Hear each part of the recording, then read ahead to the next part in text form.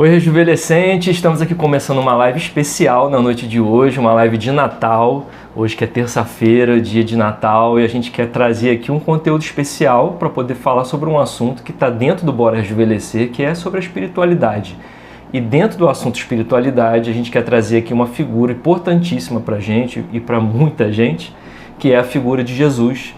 Então nós queremos fazer uma live que traga elementos que possam te mostrar o quanto que é importante os ensinamentos que Jesus trouxe. E como a gente aqui no Bora Rejuvenescer acredita muito nessa integração entre mente, corpo e espírito, e a gente acredita muito que o nosso espírito precisa sempre estar evoluindo, nada melhor do que trazer essa figura mágica, né? Essa figura de um homem que dividiu a nossa história e que tem tantos valores positivos para nos ensinar a viver mais tempo, a viver melhor, a viver com mais qualidade de vida, né? Então, literalmente, é um modelo para nós e esperamos que essas características, independente de religião, falem também para você dentro da sua vida, porque quando a gente busca valores importantes, valores e princípios importantes para a nossa vida, a gente decide melhor, a gente pensa melhor, a gente age melhor. Então, um Feliz Natal, uma ótima noite de Natal para você e vamos fazer aqui a nossa live de hoje falando sobre isso, né? Estamos começando aqui um pouquinho antes da ceia da maioria das casas e lembrando, o Natal simboliza o nascimento de Jesus.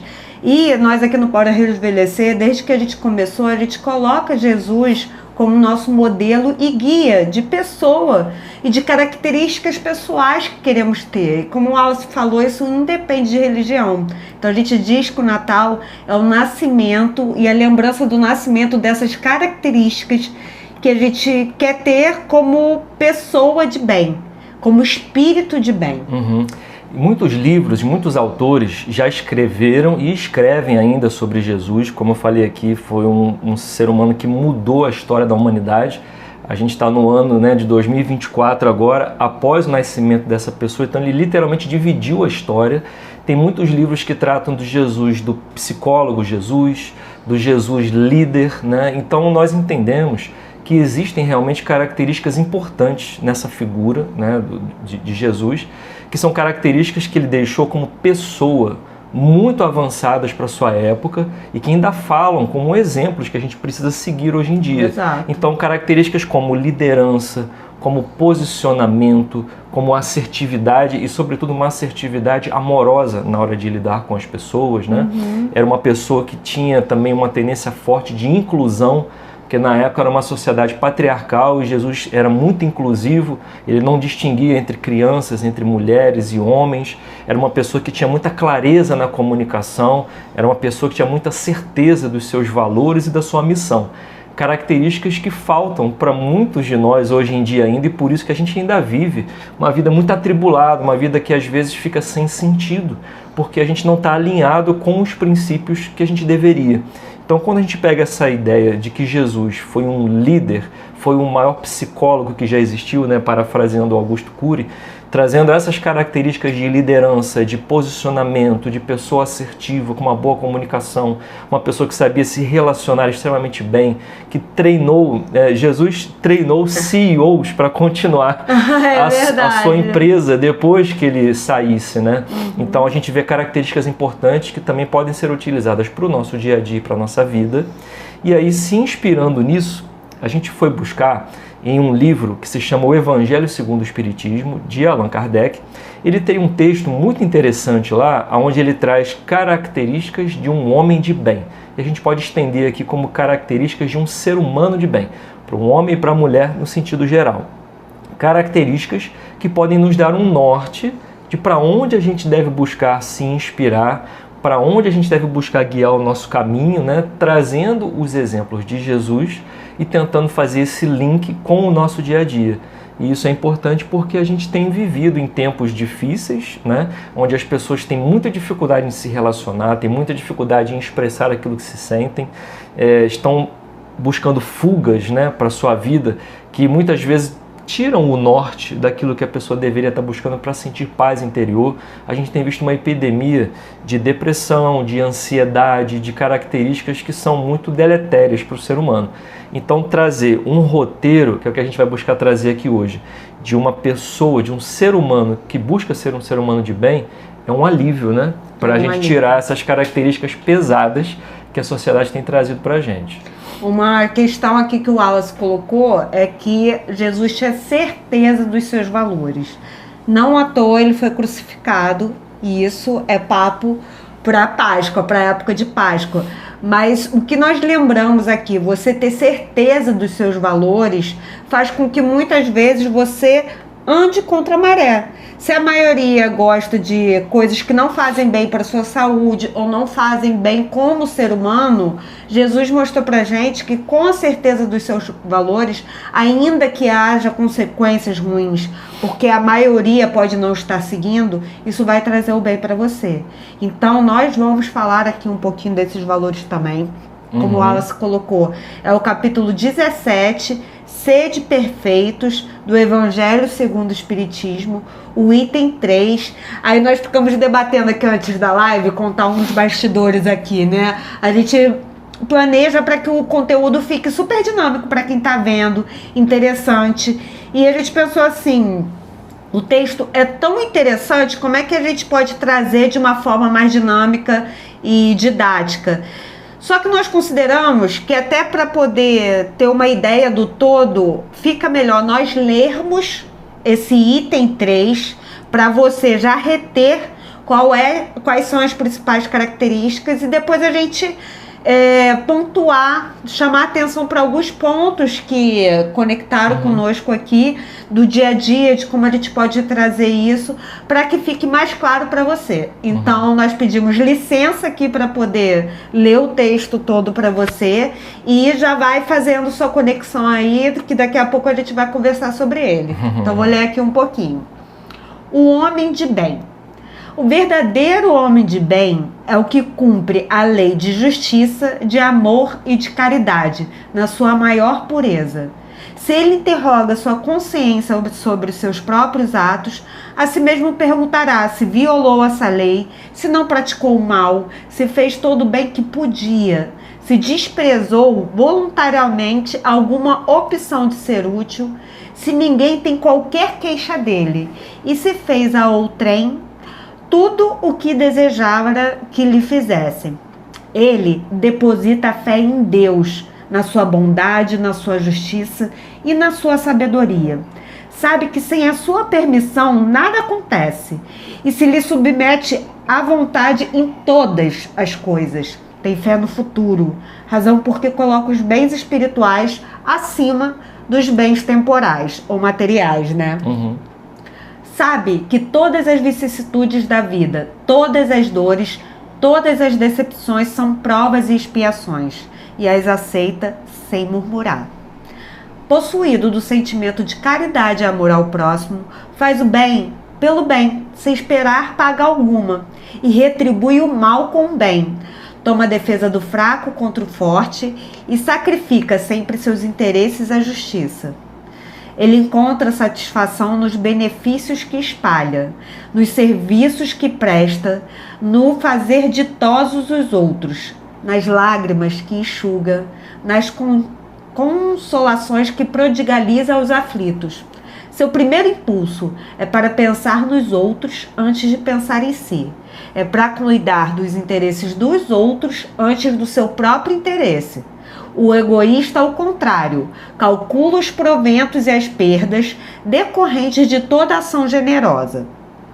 Um homem de bem, ele é bom, ele é humano, ele é benevolente para com todos, sem distinção de raças, nem de crenças, porque em todos os homens vê irmãos seus. Respeita nos outros todas as convicções sinceras e não lança anátema aos que como ele não pensam.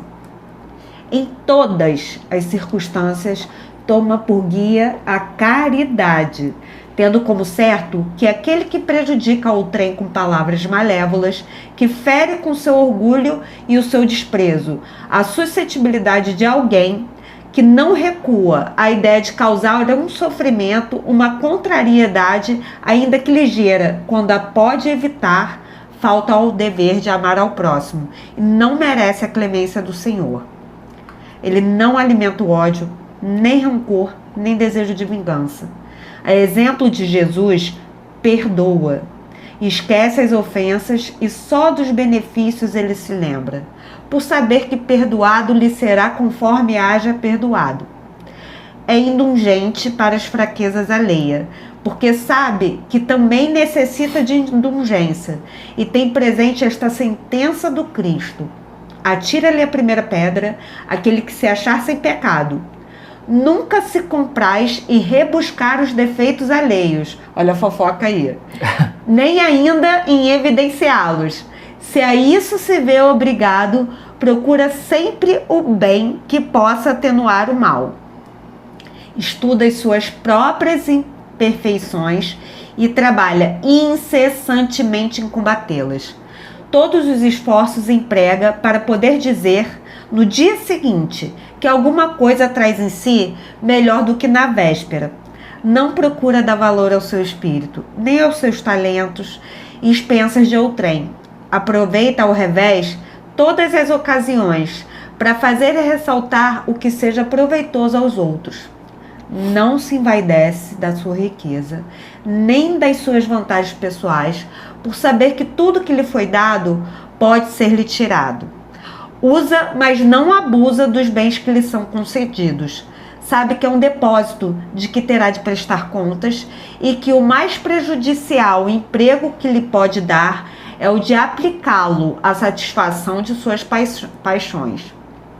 Se a ordem social colocou sob o seu mando outros homens, trata-os com bondade e benevolência, porque são iguais perante Deus. Usa da autoridade para lhes levantar a moral e não para esmagar o seu orgulho. Evita tudo quanto lhes possa tornar mais penosa a posição subalterna que se encontram. E o subordinado, de sua parte, compreende os deveres da posição que ocupa e se empenha em cumpri-los conscienciosamente. Finalmente, o homem de bem respeita todos os direitos que aos seus semelhantes dão as leis da natureza, como quer que sejam respeitados os seus. Não ficam assim enumeradas todas as qualidades que distinguem o homem de bem, mas aquele que se esforce por possuir as que acabamos de mencionar, no caminho se acha de todas as demais que as conduz. Ufa, que bonito, né? Maravilhoso mesmo essa descrição do que é o homem de bem. E aí a gente se pergunta, por onde eu começo, né? É. Por onde a gente começa? E ele fala, meu Deus, para ser um homem de bem. E o interessante é que aqui dentro do Bora Rejuvenescer mesmo, a gente fala sempre sobre 8 elementos que podem e vão, com certeza, nos ajudar a ter uma qualidade de vida maior. Dentro desses elementos, a gente vê alguns deles passando aqui nessas características. A gente vê a pessoa que se esforça por se conhecer cada vez mais, que é o elemento de emoção e autoconhecimento. A gente vê a característica mesmo de lidar com a nossa vida. Tem uma frase que diz assim, nós não somos seres materiais que vivemos uma experiência espiritual. Nós somos seres espirituais vivendo uma experiência material. Então, utilizar o elemento de espiritualidade dentro da vida ajuda a dar um outro ponto de vista sobre aquilo que a gente enxerga ao nosso redor, sobre a forma como a gente junta e busca os nossos valores interiores na hora de agir com as outras pessoas. E dentre essas características que a gente foi vendo aqui, a gente vê algumas que são muito interessantes. Por exemplo, a primeira característica que ele fala, a gente buscar cumprir uma lei de justiça, de amor e de caridade, na sua maior pureza, né, que a gente se interrogar nossa própria consciência sobre os nossos próprios atos. Há uma característica muito interessante no ser humano. Quando a gente diz que a gente de noite coloca a cabeça no travesseiro e dorme em paz com a nossa consciência, é porque dentro da gente, em algum lugar interior de todos nós, o nosso software, né, porque isso aqui é o hardware, né? Isso aqui é a parte de fora, né? Então imagina o computadorzinho que, como se a gente fosse fazer uma comparação com a gente. A parte de fora é aquilo que a gente vê, a parte interna é o software, é o que está instalado e que vai ajudar a gente no dia a dia. O nosso software, ele já traz princípios e valores, né, das chamadas leis divinas, aquilo que é o certo, aquilo que é o errado, e a gente sabe quando está agindo bem e quando não está agindo bem. Então, quando a gente fala de uma pessoa que busca cumprir, né, a lei de justiça, que é ser uma pessoa que trata os outros com igualdade, uma pessoa que expressa amor e caridade. Caridade aqui não é aquele sentido de entender somente a pessoa que dá algum dinheiro ou algum bem material. Quando eu presto os meus ouvidos para alguém, para poder ouvir uma pessoa que está precisando desabafar, quando eu dou um sorriso para uma pessoa que está precisando de um carinho, né? Quando eu dou uma palavra amiga, isso também é uma expressão da caridade, que é você poder doar um pouco de si em prol do outro, e não necessariamente só financeiramente. Então, quando a gente coloca essas características no nosso dia a dia, por mais que seja turbulento e difícil andar lá fora, porque a gente está vendo muita gente com um desequilíbrio muito grande, né? Mental, moral, espiritual, muita gente que está com dificuldade de lidar com a pressão que a vida exige. A gente tem que lembrar que é importante colocar a cabeça no travesseiro de noite, e para isso a gente precisa se apegar aos princípios e valores que são importantes e que estão dentro de nós. A gente sabe quando age errado, a gente sabe quando pisa na bola com alguém. Então, dentre essas características, essa primeira, do homem que busca a consciência sobre os seus próprios atos, tem muito aqui daquilo que a gente chama de inteligência emocional, tem muito aqui daquela pessoa que busca o autoconhecimento para saber se está errando, para saber se está acertando. Muitas vezes a gente fica na dúvida e conversa com outra pessoa, mas consultando a própria consciência, né, o famoso pensar assim: se eu colocar a cabeça no travesseiro hoje, como é que eu vou me sentir? Eu fiz a coisa certa? A gente já tem um guia dentro da gente, né? Exato. E qual a atitude prática para isso? Que a gente sempre coloca aqui do Bora Rejuvenescer, bora pra prática? Bora pra prática. Antes de você dormir, repassa o seu dia, como foi, como é que você agiu na parte da manhã, se teve alguma situação que você poderia ter feito melhor, o que você fez de bom. E isso demanda que você deixe seu celular de lado. Ixi, e no outro cômodo. Deite e tire 5 minutos. A gente fala de 5 minutos. Para você pensar e repassar seu dia, para entender o que pode ser melhor. Melhor para o outro que está com você e melhor para você mesmo.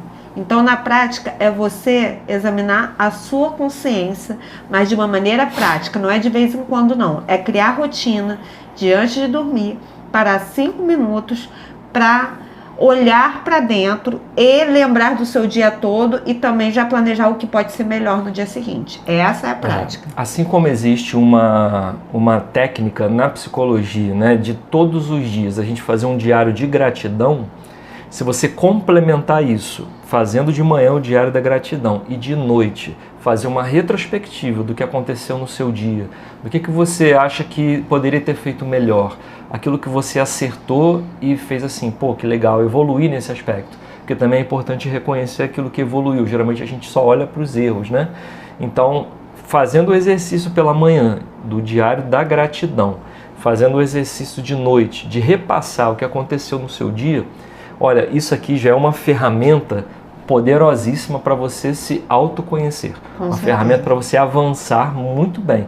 Eu lembro que eu fiz durante 1 ano seguido o diário de gratidão pela manhã, e isso mudou a minha forma de olhar. Mudou a minha forma de olhar a vida.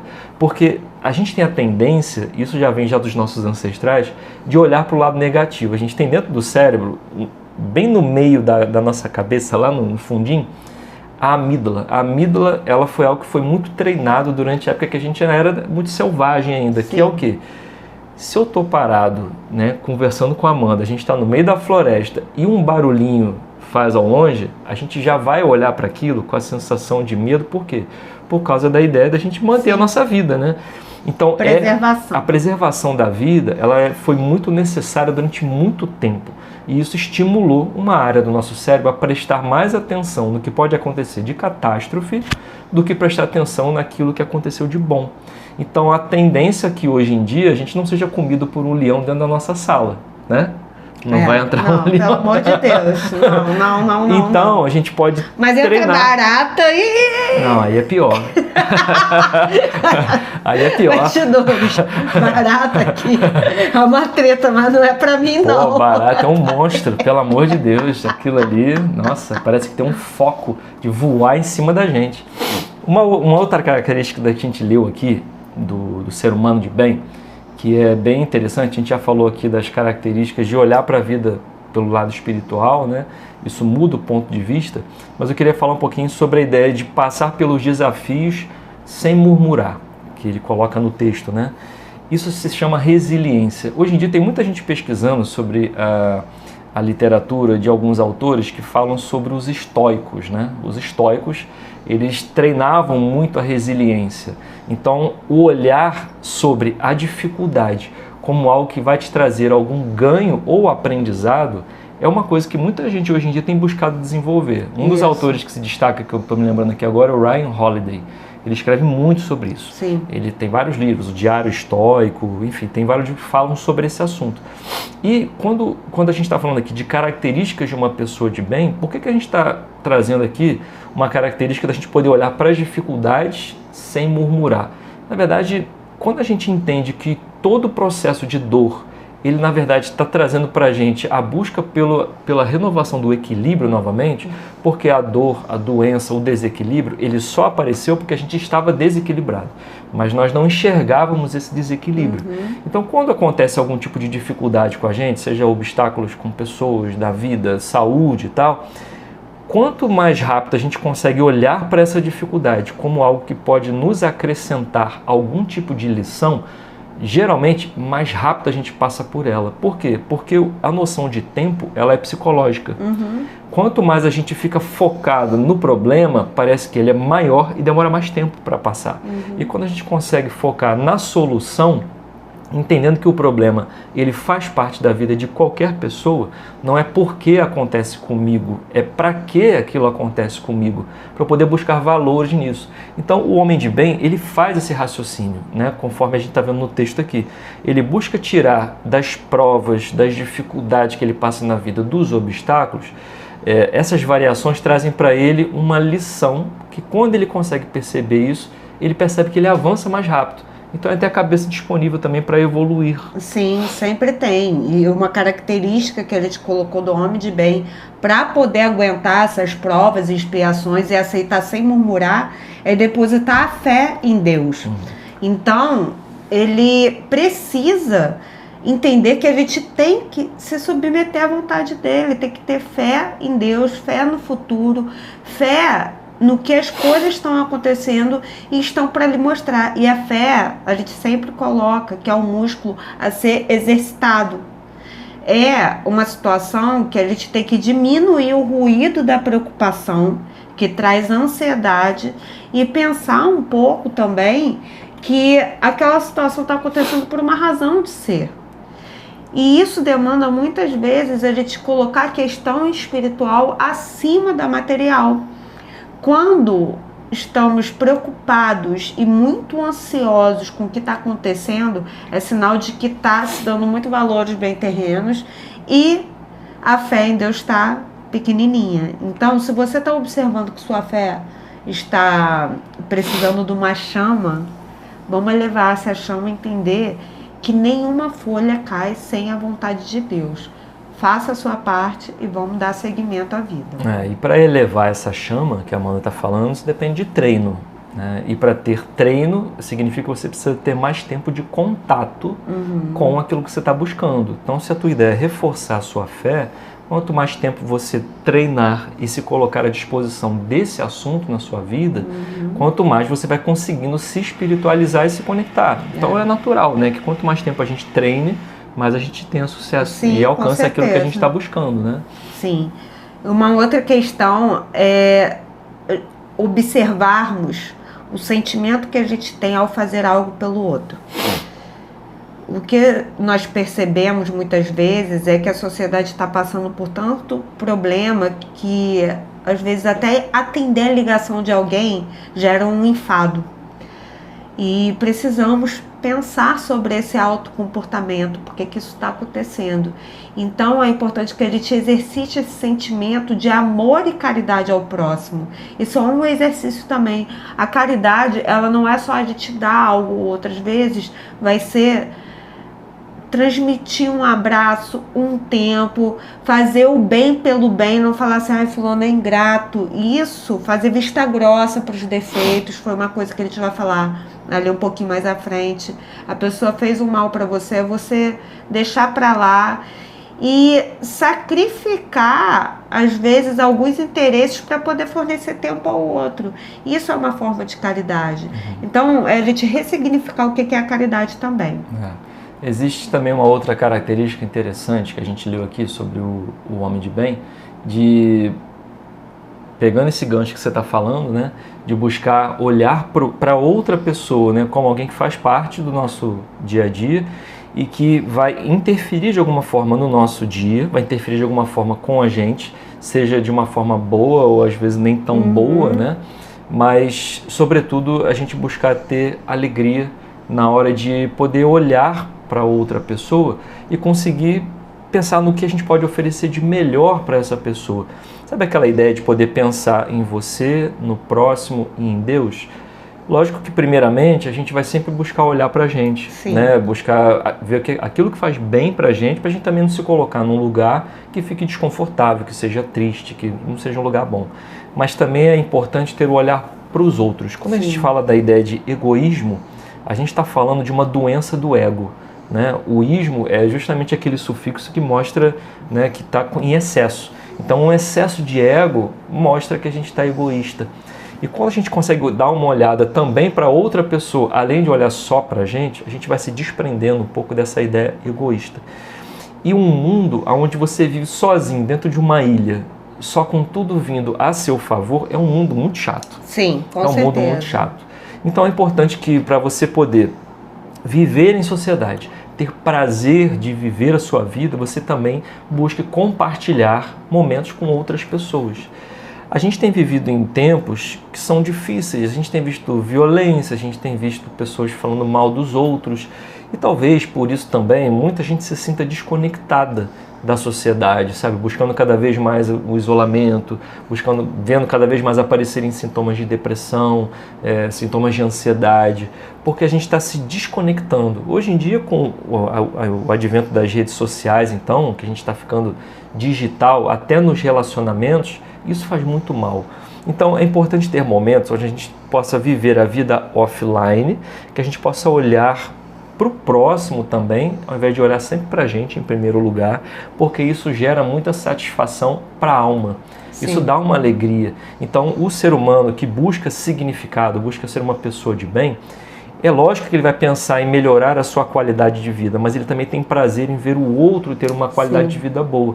Então tem gente que ajuda em obras de caridade, tem gente que gosta de dar um valor financeiro que ajude em alguma instituição, tem gente que gosta de fazer um trabalho voluntário, né? Um serviço voluntário, e sem precisar aparecer para isso, né? Fazer por fazer, porque é necessária essa troca. E uma coisa interessante, a gente foi criado por Deus e a matemática de Deus é diferente da nossa. Na nossa matemática, quando a gente tira alguma coisa do bolso e dá para alguém, a gente fica sem aquilo. Mas na matemática da alma, na matemática de Deus, quanto mais a gente dá para o outro, mais a gente recebe. É uma matemática diferente que regula o ser humano da matemática que o ser humano criou para a matéria. Então é importante olhar para esse aspecto, porque quanto mais a gente consegue oferecer o nosso melhor para o outro, a gente ganha energia, a gente ganha empatia, a gente melhora o relacionamento, a gente sente um sentido maior de viver. Então isso dá muita satisfação pessoal, isso traz muita paz de espírito também e um encontro da gente com as outras pessoas, né? Sim, com certeza. E tem um vídeo no nosso feed que o Wallace coloca bem essa diferença sobre o amar ao próximo como a si mesmo. Ele fala que é o mandamento ao contrário. Quando colocamos de se sacrificar pelo outro, existe um equilíbrio fino de você não esquecer de você. Mas às vezes vai demandar um sacrifício de tempo que seria dedicado a você para poder fornecer para o próximo. Então, não é esquecer de você. Vamos não pensar nos extremos. É lembrar de você, é amar a si mesmo, amar ao próximo, mas não colocar você acima de tudo e a ponto de esquecer do outro ou não querer sacrificar um pouco do teu tempo pelo outro. Então é uma coisa que a gente sempre se questiona e se analisa também nesse tipo de mandamento. E fazendo uma conexão com isso, quando a gente está falando aqui de buscar o próximo para poder oferecer o seu melhor, a gente está falando aqui também de, no convívio do dia a dia, nós buscarmos relacionamentos melhores fazendo o quê? Quando eu enxergo que a outra pessoa ela tem um outro tipo de convicção diferente da minha, hoje em dia a gente tem visto uma palavra que tem circulado no mundo inteiro para várias coisas, que é a chamada polarização. Parece que o ser humano, que tem diversas opções pela frente, parece que ele cismou de querer enxergar que a vida só se resume a 2 caminhos em qualquer coisa. Então, ou é isso ou é aquilo outro ou é aquilo outro. Sim. Gente, da mesma forma que o branco e o preto são cores, o cinza também é. A gente também pode buscar enxergar outras opções. Enquanto a gente fala de olhar para o próximo, buscando incluí-lo, é olhar as diferenças das outras pessoas. É entender que as outras pessoas pensam diferente, elas agem diferente, elas acreditam em coisas diferentes e nem por isso eu devo querer exterminar essa pessoa, tirar essa pessoa da minha vida de vez, sabe? Fazer coisas cruéis, que muita gente faz até usando a própria violência, porque não consegue entender que o outro é diferente dela. Então, como é que você pensa em viver uma vida de qualidade, uma vida que você pensa de uma sociedade que vai levar a gente para a felicidade? Porque eu não conheço nenhum ser humano que você pergunte para ele assim, bom, o teu objetivo de vida é ser infeliz? Você já viu alguém falando assim, não, o meu objetivo principal na vida é ser infeliz. Não é o objetivo da gente, a gente quer ser feliz de alguma forma. E a gente muitas vezes acha que ser feliz é eliminar outra pessoa, não é. É muito mais vantajoso a gente conseguir estabelecer as coincidências dentro das diferenças e com isso a gente cresce, porque o que eu sei fazer, às vezes a Amanda não sabe. E o que ela sabe fazer, eu não sei. E nisso a gente se acrescenta. Exato. Então, olhar para o próximo não como aquele que é um inimigo, como aquele que polariza comigo, mas aquele que pode saber fazer uma coisa que eu não sei, vai facilitar a minha vida e eu, como colaborador, da mesma forma, posso facilitar a vida da outra pessoa com alguma habilidade que eu já domino. Então, para poder entender as características de uma pessoa de bem, que a gente está falando aqui, é interessante que a gente use essa palavra no seu sentido literal e avance para o sentido ainda mais transcendental. Homem de bem, pessoa de bem, que busca o bem. É impossível pensar no bem que é só para você. Sim. Isso é ser egoísta. O bem é o bem para você e o bem também para as outras pessoas. Uma característica que o Wallace lembrou aqui no início da live é que Jesus, ele incluía. Era um homem de inclusão. Então, ele curava doentes.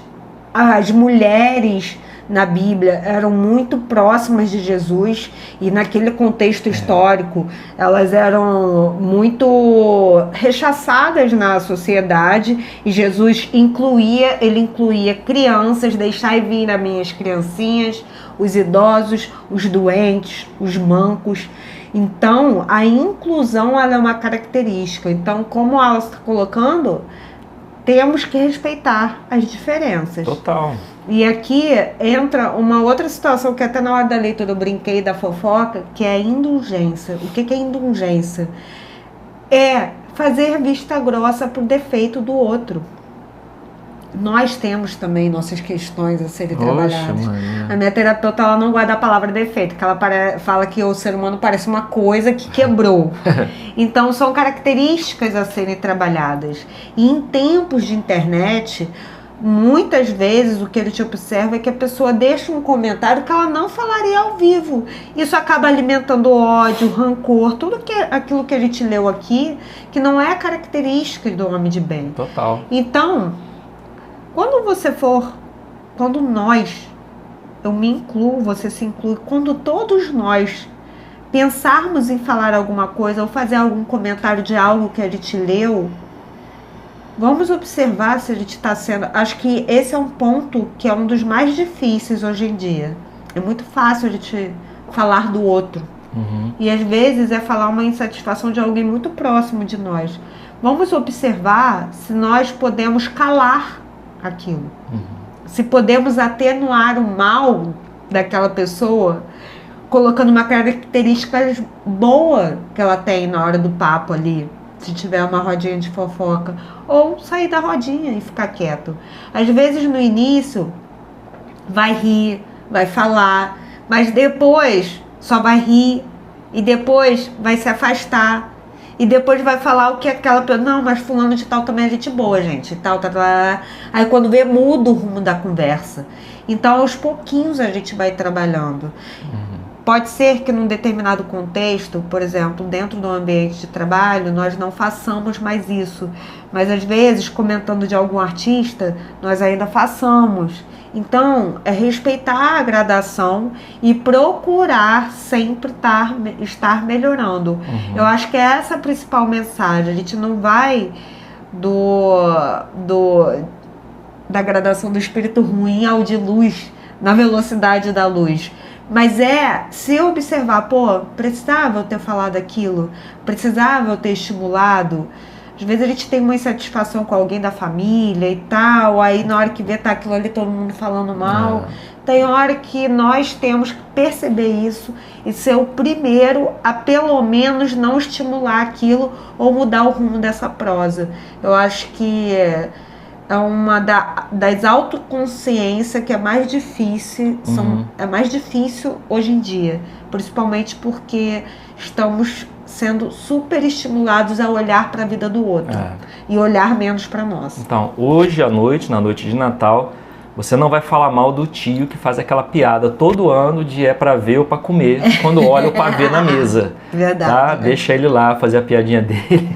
Deixa. Porque essa sempre rola, né? Tem sempre o tio do pavê ou para comer. Mas o que a Amanda falou aqui, eu penso que a gente tem que fazer uma seletividade energética. Deixa eu explicar esse conceito. Imagina que igual do videogame, para quem é cringe aí, vai lembrar do videogame, né? Tinham vários joguinhos onde você tinha uma barrinha de energia para usar e o bonequinho vai perdendo. Se ele encosta em alguma coisa, se ele cai em algum lugar e tal.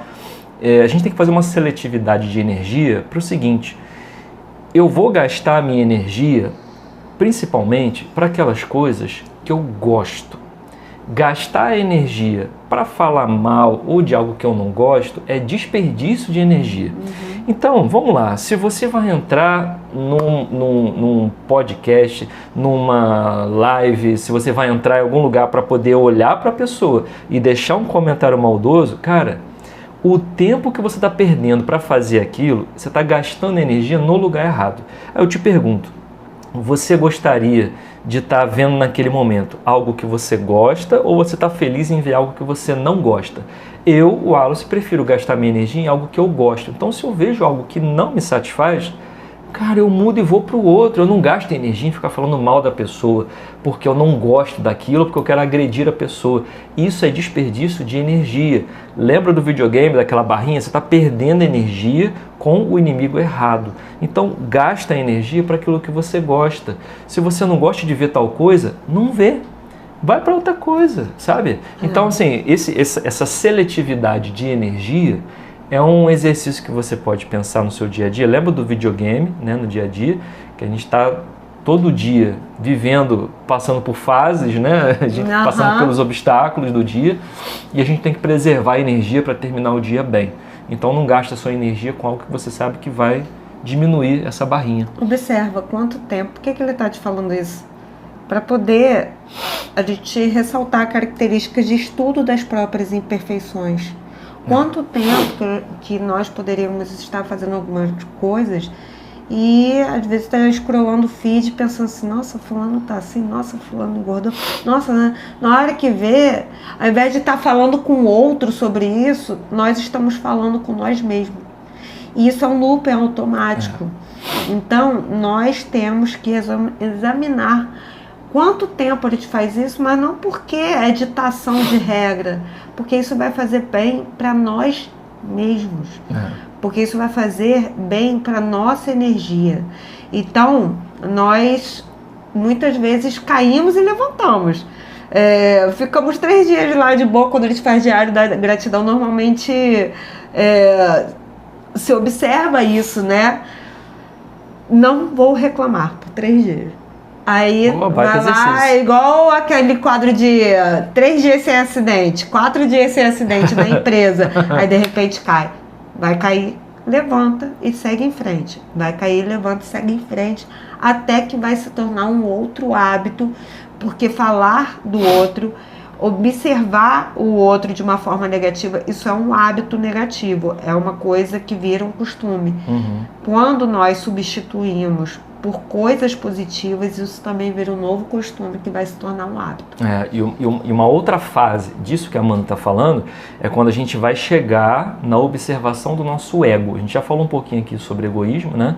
E quando você observa o seu ego, você tem que saber o seguinte: ao seu redor, aquilo que você tem te domina ou você domina o que você tem? O que eu quero dizer com isso? Muita gente se apega aos bens materiais. Ninguém está falando aqui que você tem que largar tudo que você tem, morar embaixo da ponte e ser desapegado total com o dinheiro. Não é isso. A gente vive dentro de um mundo material, a gente precisa do recurso financeiro e principalmente para poder pensar no futuro. A gente está falando várias vezes aqui nas nossas lives sobre a importância da moradia, a importância das finanças, a importância de você cuidar do seu futuro desde já. Exatamente. Então, para que não fique, né, algo que seja deturpado, deixa eu explicar bem. Quando a gente está falando aqui de olhar para o ego, é olhar para aquilo que nos envaidece. Uma das coisas que a gente vê muito acontecer com as pessoas que têm um ego muito inflado é que em algum momento essa pessoa tropeça e ela cai. Então é feio quando a gente se envaidece e acha que nós temos as características que são superiores a qualquer outra pessoa. É feio quando a gente acha que a gente tem mais do que o outro em qualquer área da vida. Uma das principais características que Jesus demonstrou como líder que era a humildade. A humildade não é da pessoa que anda com a roupa rasgada, com o pé no chão. Humildade é a pessoa que sabe que vai precisar sempre estar em processo de aprendizado. A pessoa que entende que ela não é perfeita, que ela busca a perfeição, mas ela não é perfeita, ela sabe que tem sempre algo que vai poder acrescentar para a alma dela, para o espírito dela, para o conhecimento e para a mente dela, e por isso ela não se envaidece daquilo que ela possui. Então, quando a gente sabe que a gente vai ter sempre um cantinho de algo que a gente não conhecia e que a outra pessoa pode nos trazer, um conhecimento que a gente não tinha, que pode chegar, tudo isso acrescenta para o nosso espírito de uma forma maravilhosa. Então, olhar para o ego, olhar para a vaidade é um avanço importante para a pessoa que quer progredir, que quer avançar, que quer se desenvolver. Para quê? Para não se deixar ser dominado por isso. A gente estava conversando hoje e aí a gente estava comentando assim, nossa, de manhã eu tava com uma preguiça de levantar hoje, mas uma preguiça. A cama tava tão gostosa, cara. Eu falei para ela assim, cara, a gente é muito facilmente corrompido pela matéria, né? Falou. Putz, cara, a gente se corrompe fácil, porque o que é bom, o que é prazeroso, a gente quer mais, a gente quer viver mais aquilo, a gente vai querer cada vez mais. E a gente passa a pensar que é só importante pra gente. Isso é com tudo. Às vezes, quando falamos de envaidecer, a gente pensa muito dinheiro, mas é com comida, com a cama, com tudo. sono. Com tudo. É tudo aquilo que é bom da matéria que a gente tem que ter equilíbrio para aproveitar. E principalmente a busca pelo dinheiro, pelo enriquecimento, é algo que pega muita gente. A gente vê aí as loterias prometendo prêmios milionários, a gente vê pirâmides que as pessoas entram e falam assim, cara, como é que a pessoa entra numa pirâmide para depois acabar perdendo tudo? Por causa dessa ideia instigadora de que a riqueza vai trazer uma vida material mais abundante, que eu vou viver melhor e tal, não sei o quê. Lógico que é importante, isso é muito importante. Só que a gente precisa pensar o seguinte, é o dinheiro que me domina ou eu utilizo o dinheiro como uma ferramenta para poder viver melhor? Não é o dinheiro que é a causa dos males, é o apego ao dinheiro. Então, sabendo até onde a minha vaidade vai, sabendo até onde o meu ego vai, eu consigo controlar aquilo que eu tenho. Por quê? Porque eu sou um administrador dos bens que eu tenho. Eu nunca vi um caminhão de mudança e um carro forte acompanhando o carro de funerária. Porque a gente não leva isso para o outro lado. É verdade. A gente não leva isso para o outro lado. Agora entendi. entendeu? Entendi. Porque eu sou muito visual, então quando ele fala essas coisas... Eu imagino a cena, aí você já viu alguém... Não vi, é verdade, mas eu imaginei. Não, mas é essa a ideia, Ninguém passa pela alfândega da morte, e ela vai chegar para todos nós, ninguém passa pela alfândega da morte levando tudo aquilo que possui de bens. Você vai levar o conhecimento que você construiu, você vai deixar o legado que você construiu, que é como as pessoas se relacionavam com você, como era a sua personalidade, como você lidava com os problemas e dificuldades. Então, eu sempre penso assim, nós precisamos sair daqui melhores do que quando chegamos. Essa é a minha meta, sair do mundo material melhor do que quando eu cheguei. Sim. Então, para isso, eu preciso olhar para as minhas vaidades, para o meu ego e saber o seguinte, o dinheiro é um instrumento, é uma forma de poder proporcionar uma vida melhor para mim. Mas eu não preciso ser dominado pelo dinheiro, não preciso ser apegado ao dinheiro. Eu posso utilizá-lo para produzir mais bens de valor, uma vida de melhor qualidade para mim e para quem está ao meu redor, certo? Só que eu não preciso me apegar a ele. Então, quando a gente olha para esse aspecto de buscar diminuir as nossas vaidades e o nosso ego, a gente trabalha para ser uma pessoa melhor e um homem de bem melhor. Exatamente. E essa questão, por exemplo, do apego que você está colocando... O dinheiro, as finanças, ele traz progresso para a sociedade. Mas a grande questão é como você lida com aquilo, como nós lidamos com aquilo. E aqui entra um outro item também, que tem muito a ver com isso, que é a relação do líder com o liderado, do liderado com o líder. Então, o líder normalmente está numa posição que pode estimular mais a vaidade, que faz com que ele muitas vezes tenha uma superioridade financeira, vamos dizer assim, mas ele pode promover mais recursos para aqueles que precisam. Então, um dos itens aqui que ele te colocou é que quem está nessa posição de autoridade, ele tem que usar essa posição para levantar o moral daqueles que estão abaixo. Ele não deve ser orgulhoso, sim, vai descer dessa posição. E tem que buscar tornar menos penosa a posição dos liderados. E todos nós, muitos de nós, muito do público do Bora, são pessoas que trabalham ou que já se aposentaram. Então, a pessoa que é subordinada tem que compreender que a sua posição tem deveres. Porque tem muitas pessoas que só querem os seus direitos, mas fazem pouco dos seus deveres. E o homem e a mulher de bem tem que entender, a gente tem que entender que antes da gente requerer nossos direitos, nós temos os nossos deveres, a gente tem que dar o nosso melhor dentro daquela função que a gente está. Vivemos no mundo material. Então é o equilíbrio de não se envaidecer, mas também não achar que o dinheiro é a raiz de todos os males, isso é um tabu. Dinheiro ajuda a ter progresso material e espiritual, desde que você saiba utilizá-lo, mas você como líder deve se empenhar a ajudar os funcionários e nós como subordinados temos que dar nosso melhor e nos empenharmos também da melhor forma possível. Eu gosto muito de usar essa metáfora, fazendo uma metáfora aqui, né? Da pessoa que está, né, como subordinado e de quem está como líder, né? Quando você entra num emprego, que você começa a trabalhar, você vai olhar para o cargo de gerente, vou usar como exemplo aqui o cargo de gerente, vai pensar o seguinte, bom, um dia eu quero ser gerente porque ganha melhor, eu me desenvolvo dentro da empresa, pensando num plano de carreira mesmo, Sim. né? E para você poder, como empregado, se tornar um gerente, você precisa se comportar como um gerente enquanto você é empregado. Sim. Porque quando surgir a oportunidade, você vai estar preparado. As pessoas vão olhar, vão falar assim, quem está preparado? O Wallace, ele já se comporta como alguém adequado para o cargo. Então vai ser uma transição natural. Exato. Eu estou usando essa analogia para quê?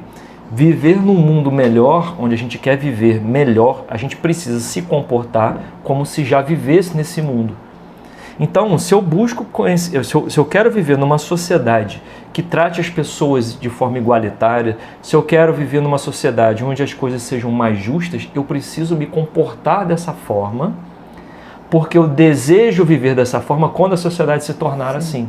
Então, o meu exemplo vai inspirar as pessoas que estão ao meu lado, que também vão propagar isso para outras pessoas. Sim. Então, para que a gente transforme o lugar onde a gente está, a sociedade, a nossa família, isso depende de um comportamento que é unicamente individual Sim. E isso passa para as outras pessoas. Então, se você quer viver num lugar melhor e que as pessoas te tratem de uma forma melhor, comece se comportando da forma como você gostaria de ser tratado. Aqui vem a famosa lei de ouro, né? Faça ao outro aquilo que você gostaria Sim. que fizesse com você.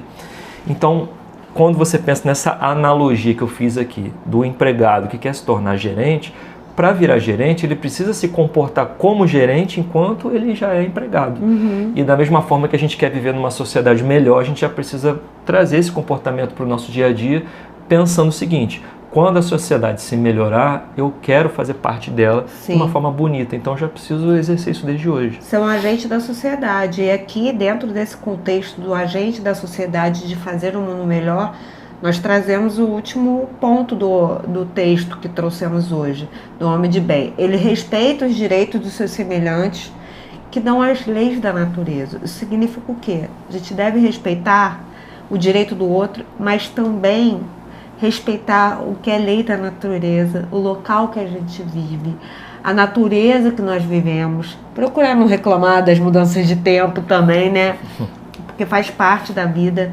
Procurar fazer as obrigações cívicas, de não jogar lixo na rua, de cuidar do dia a dia dentro de casa para que se tenha um bom ambiente, zelar pelo ambiente do outro, zelar pela nossa natureza e pelo respeito à natureza também. E com isso a gente consegue respeitar as leis terrenas. E esse é o caminho que, como ele coloca aqui, que não estão enumeradas todas as características do homem e da mulher de bem, mas se nós nos esforçarmos para possuir todas essas, a gente vai para o caminho das outras naturalmente. Já vai começar um caminho maravilhoso para se tornar um rejuvenescente de bem. Né? Porque a gente está buscando aqui características que são importantes para a qualidade de vida, características que são importantes para que a gente possa ter a mente equilibrada para poder viver longos anos.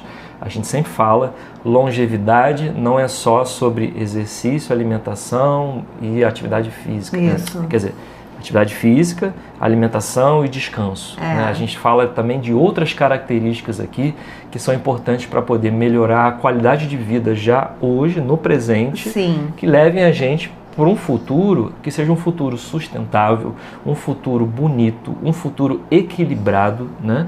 Que são valores que casam com essas características que a gente está vendo aqui.